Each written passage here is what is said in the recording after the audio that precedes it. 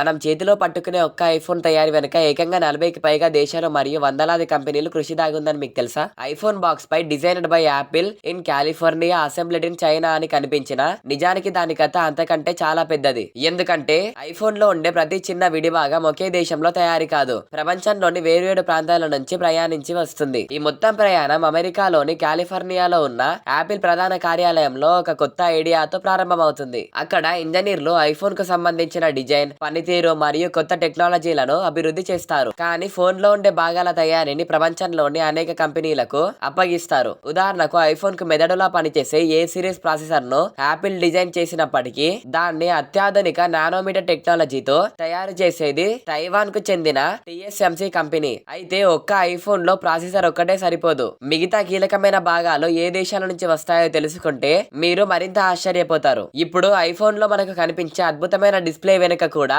అనేక దేశాల పాత్ర ఉంది. ఐఫోన్ లో ఉపయోగించే అత్యాధునిక OLED స్క్రీన్లను ప్రధానంగా దక్షిణ కొరియాకు చెందిన సామ్సంగ్ మరియు LG వంటి కంపెనీలు తయారు చేస్తాయి. ఇక ఫోటోలు, వీడియోలు అంత స్పష్టంగా రావడానికి కారణమైన కెమెరా సెన్సార్లను జపాన్ కు చెందిన సోనీ సంస్థ అందిస్తుంది. ఫోన్ లోని ఫ్లాష్ మెమొరీ, ర్యామ్ వంటి కీలక భాగాలు జపాన్, దక్షిణ కొరియా మరియు అమెరికాలోని ప్రముఖ కంపెనీల నుంచి వస్తాయి. అలాగే పవర్ మేనేజ్మెంట్ చిప్స్, ఛార్జింగ్ కంట్రోలర్ల వంటి ఎలక్ట్రానిక్ భాగాలను జర్మనీ, బ్రిటన్, స్విట్జర్లాండ్ వంటి దేశాల్లోని సంస్థలు తయారు చేస్తాయి. మనం రోజు తాకే బలమైన డిస్ప్లే గ్లాస్ ను అమెరికాకు చెందిన కార్నింగ్ రూపొందిస్తుంది. దాని ప్రక్రియలో జపాన్, తైవాన్ వంటి దేశాలు కూడా భాగస్వామ్యం అవుతాయి. అంటే మనం చేతిలో పట్టుకున్న ఒక ఐఫోన్ లోని ప్రతి ముఖ్యమైన భాగం వెనుక వేర్వేరు దేశాల నైపుణ్యం దాగి ఉంది. కానీ ఈ విడిభాగాలన్నీ తయారయ్యే ముందు వాటికి అవసరమైన ముడి పదార్థాలు ఎక్కడి నుంచి వస్తాయో తెలుసుకుంటే ఈ కథ ఇంకా ఆసక్తికరంగా మారుతుంది. ఒక ఐఫోన్ తయారీకి అవసరమైన ముడి పదార్థాలు కూడా ఒకే దేశం నుంచి రావు. అవి ప్రపంచంలోని అనేక ప్రాంతాల నుంచి సేకరించబడతాయి.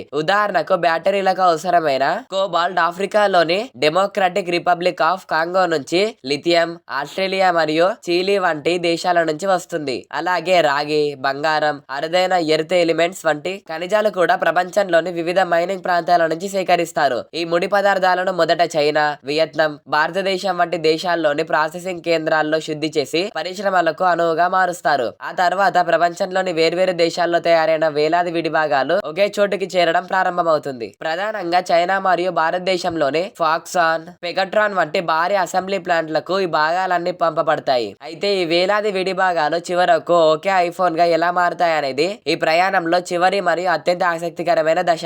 అసెంబ్లీ ప్లాంట్లలో వేలాది మంది నిపుణులు మరియు అత్యాధునిక రోబోట్లు కలిసి ప్రతి చిన్న విడిభాగాన్ని అత్యంత ఖచ్చితత్వంతో అమర్చి ఒక పూర్తి ఐఫోన్ గా తయారు చేస్తారు. తయారైన ప్రతి ఫోన్ ఎన్నో నాణ్యత పరీక్షలు పూర్తి చేసిన తర్వాత మాత్రమే ప్రపంచ మార్కెట్ కు పంపబడుతుంది. ఆ తర్వాత విమానాలు, నౌకలు మరియు భారీ లాజిస్టిక్స్ నెట్వర్క్ ద్వారా అవి ప్రపంచంలోని కోట్లాది మంది వినియోగదారుల చేతుల్లోకి చేరుతాయి. అంటే మనం చేతిలో పట్టుకునే ఒక ఐఫోన్ వెనక ఒక కంపెనీ కాదు, ప్రపంచంలోని డజన్ల కొద్ది దేశాలు మరియు వందలాది కంపెనీల సమిష్ట కృషి దాగి ఉంటుంది. అందుకే ఐఫోన్ కేవలం ఒక స్మార్ట్ ఫోన్ గా కాకుండా ప్రపంచీకరణ మరియు ఆధునిక సంకేతాలకు ఒక గొప్ప ఉదాహరణగా చాలా మంది భావిస్తారు. మరి మీకు అత్యంత ఆసక్తి కలిగించిన ఐఫోన్ విడిభాగం ఏ దేశంలో తయారవుతుందో కామెంట్ లో చెప్పండి. ఇక చివరిగా వీడియో నచ్చితే లైక్ చేసి ఇలాంటి మరిన్ని వీడియోస్ కోసం మన ఛానల్ ని సబ్స్క్రైబ్ చేసుకోండి. తర్వాత వీడియోలో మళ్ళీ కలుద్దాం. అంతవరకు సెలవు.